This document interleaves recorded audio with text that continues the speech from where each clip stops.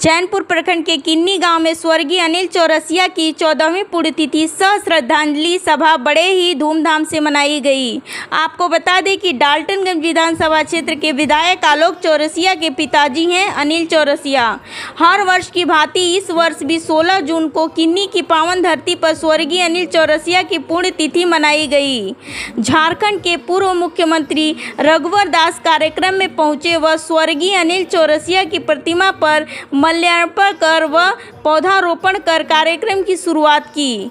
पुण्यतिथि की अवसर पर पलामू सांसद विष्णुदयाल राम, जिला अध्यक्ष अमित तिवारी, प्रदेश महामंत्री Manoj Singh, mayor Aruna Shankar, deputy mayor Manoj Singh पाकी, विधायक शशि भूषण मेहता, पूर्व सांसद मनोज भुइयां, भाजपा नेता विनोद सिंह, पूर्व डिप्टी मेयर मंगल सिंह, जिला परिषद सदस्य रामलाल चौरसिया, भीष्म चौरसिया, सिंटू चौरसिया समेत भाजपा के कई नेता कार्यकर्ता व हजारों की संख्या में लोग जुटे थे।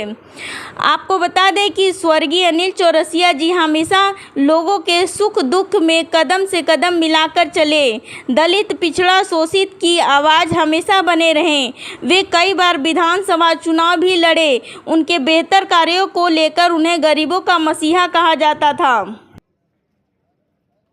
और वही स्वामी विवेकानंद का सपना का काम हमारे देश के प्रधानमंत्री आदरणीय नरेंद्र मोदी जी, जो आज 12 वर्ष सेवा, सुशासन और गरीब कल्याण के कार्यक्रम जो 12 वर्ष में चली, जिसके कारण देश का 25 करोड़ गरीब गरीबी रेखा से बाहर निकलने का, 80 करोड़ लोग, दुनिया का भारत एक ऐसा देश है जो 80 करोड़ गरीब को मुफ्त में राशन देता है। दुनिया का भारत एक ऐसा देश है जहां इसी भगवान बिरसा मुंडा की धरती से मोदी जी ने, जब डबल इंजन की सरकार थी झारखंड में, दुनिया का एक स्कीम आयुष्मान भारत लॉन्च किया था, जहां गरीब को 5 लाख का मुफ्त इलाज किसी भी हॉस्पिटल में करा सकते। बेघर गरीब को मुफ्त घर बनाने देने का काम प्रधानमंत्री आवास योजना, उज्ज्वला गैस योजना, डबल इंजन की सरकार में किसी राज्य में चूल्हा फ्री नहीं मिलता था। जब डबल इंजन की सरकार थी, हमने बहनों को चूल्हा देने का भी। इसी तरह अगर प्रधानमंत्री कृषि सम्मान योजना था, तो डबल इंजन की सरकार में हमारी सरकार ने मुख्यमंत्री कृषि सम्मान योजना के तहत पर एकड़ 5,000 अधिकतम 5 एकड़ वाले को 25,000 रुपया हमारी सरकार दे रही थी। लेकिन ये वर्तमान में सिंडिकेट और घोटाले की सरकार ने इस योजना को बंद कर दिया और कृषि ऋण लाने के नाम पर कि कृषक लोग का लोन माफ करेंगे। आप बताइए, किसी का कृषि लोन माफ हुआ है? इसी तरह जो हमारी राज्य की आधी आबादी है, नारी शक्ति,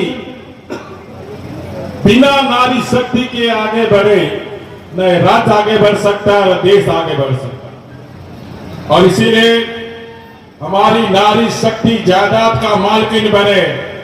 हमने 50 लाख की संपत्ति में 1 रुपया रजिस्ट्री की थी, ताकि हमारी बहनें मालकिन की जाए। टाइम विशाल में हत्या, दहेज लोभी लोग हमारी बेटियों को दहेज के लालच में जला देता था। ये जो सामाजिक बुराई थी, उसकी भी समाप्ति हो, उसको भी इन्हें बंद कर दिया। और चुनाव के समय मैया पप्पा योजना लाके, जहां चुनाव के समय वादा किया कि हम 18 वर्ष से 50 वर्ष की सभी महिलाओं को 2,500 रुपया देंगे। आपको जानकारी होनी चाहिए, 18 वर्ष से 50 साल की उम्र की महिलाएं की जनसंख्या 70 लाख है।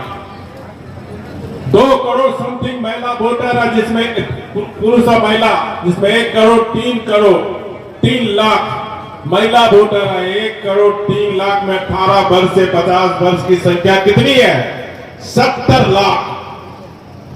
चुनाव के समय सभी महिला बेटियों को मैया योजना देने का वादा किया।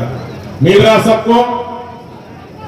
आज तरह तरह का अंगाबाजी कट कट कट करके 20-30 लाख में ले आया और 3-3 महीना से भी महिला योजना को पैसा, महिला योजना का पैसा के समय हमने 5 साल में अंदर 2 लाख से ज्यादा सरकारी नौकरी दी, बिना पेपर लीक, बिना पैसे, बिना पर्ची।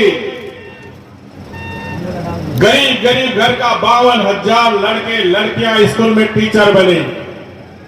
इस थाने में आप जो नया नया रंगरूप दरोगा देख रहे हैं, 2200 बिना आप देखे होंगे। गरीब घर का दरोगा से पूछ सकते हो, गरीब गरीब घर का बेटा दरोगा बनने का।